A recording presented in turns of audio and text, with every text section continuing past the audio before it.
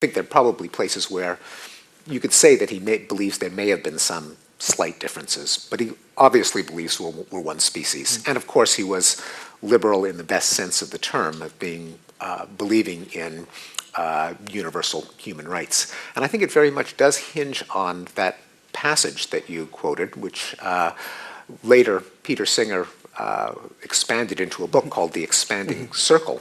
The idea that whatever sense of sympathy evolution bequeathed us with is something that will automatically tend to inflate.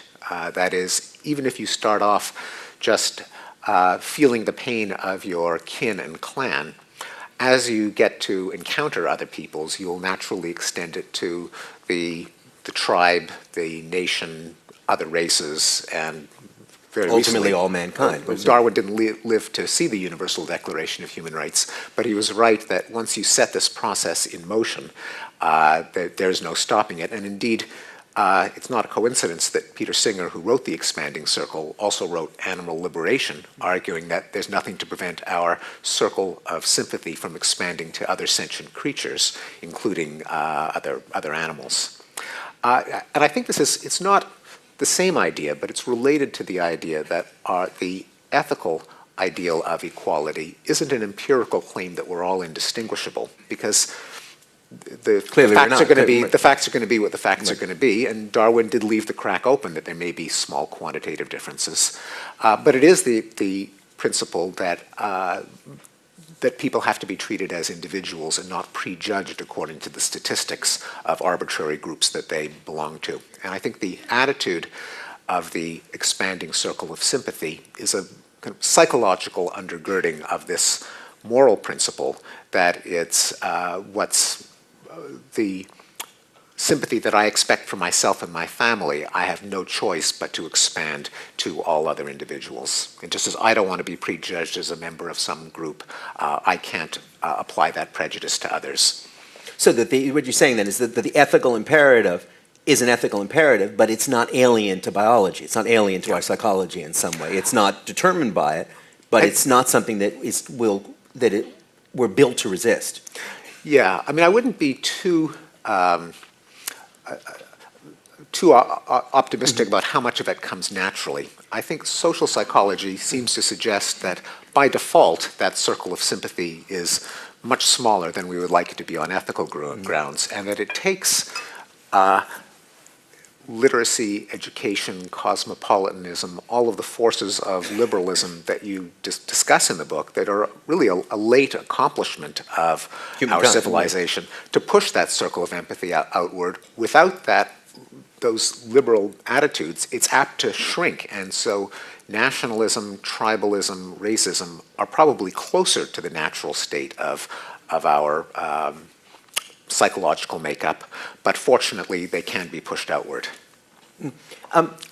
It seems, though, that in thinking in those terms, then the choice there's a false choice that's given us between escaping from Darwinism, that is to say, we have to overcome the things that Darwin tells us about our natural selves in some way, and believing in some kind of universality. I mean, one of the things that's become clear, just by serendipity in the past years, that simultaneous with my own little book, Desmond and Moore have published their big book, Darwin's Sacred Cause, Desmond and Moore being two of Darwin's most distinguished biographers, which is simply about Darwin and abolitionism, and in which they try to root Darwin's commitment very early on to an evolutionary view into evolution by natural selection from 1838 on, as being inextricably bound to his belief in abolition, that is, to his hatred of slavery, particularly as it was practiced in the United States, as practiced in South America as well.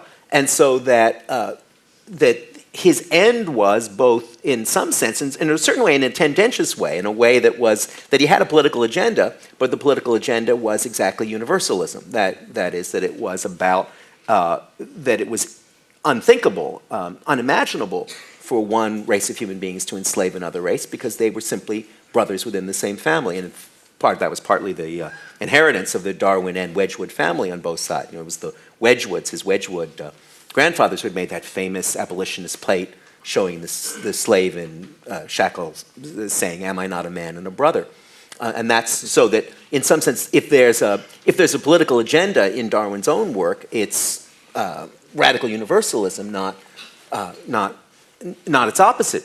But nonetheless, we still see that kind of thinking and that kind of approach to questions of race, questions of intelligence, and so on, as being prevalent. Are you saying, Steve, that you don't believe that those differences exist, or you believe that those kinds of differences should be subsumed in this, in this larger picture of the ever expanding wedge of human sympathy and liberal values?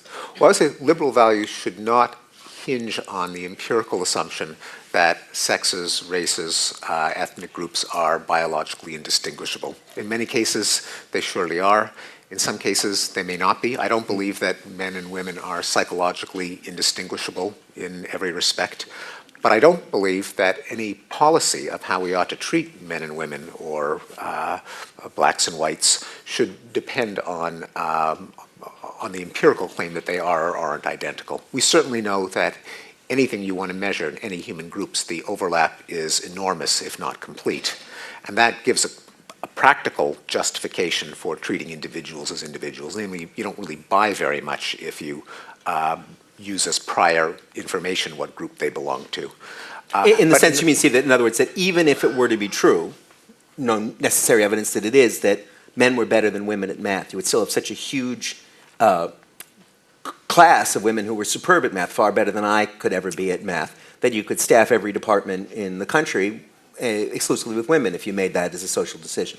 That's right, that if you were to try to short-circuit the selection process by saying, let's give a few extra points to this sex or that sex because of the statistics, you would gain so little that you'd be much better off looking at the individual. I mean, in either direction, because you can make the same argument for staffing, say, English departments with women based on the greater measured verbal fluency of women. So there is the statistical argument, but there's also the moral argument that it's unfair to the individual. And so if you have a policy of fairness, then it really is a policy of the rights of the individual, because you don't want to make it vulnerable to an empirical claim that might be overturned tomorrow. I mean, for all we know, it could be that women on average are biologically better than men at verbal skills, or men at better than women at spatial skills statistically. And you don't want to be in a position of saying, okay, let's go back to gender discrimination. It wasn't so bad after all. We were wrong. You want to say, well, we were right in treating individuals as individuals. And then as a scientific question, you can ask what's the overlap of the distributions and what are the sources of whatever differences there may be. But you don't compromise this important principle of equality. You don't want your values to be exploded by a paper in Nature tomorrow. That's right. At least certainly not those values. Not those, right? Not those. Stephen, everything we've been saying so far, I think our views are very complementary. So let me probe a little bit for places where we actually would disagree about where Darwinism takes us and what it does. One place that strikes, one of the things I wanted to write about and then excised from my from Angels and Ages, because I had sworn it would be a short book, and by my count, 200 pages is a short book. Anything beyond 200 pages is a long book. One of the things that interested me was the question of Darwinism in the arts, what Darwinism had to teach to humanists. And one of the arguments of the book, of course, is, as you know, is that the essential thing Darwin has to teach us as humanists, all of us non-scientists, is not how we make stories or why we write songs or why we have art, but instead what he has to teach us is about how to tell a story, in effect. That is, it's his own demonstration of how to make an argument, parenthetically but not irrelevantly, that one of the things that's most striking, I think, in all of Darwin's writing is his capacity for sympathetic summary of the other side. You know, that's one of the things that's really quite stunning.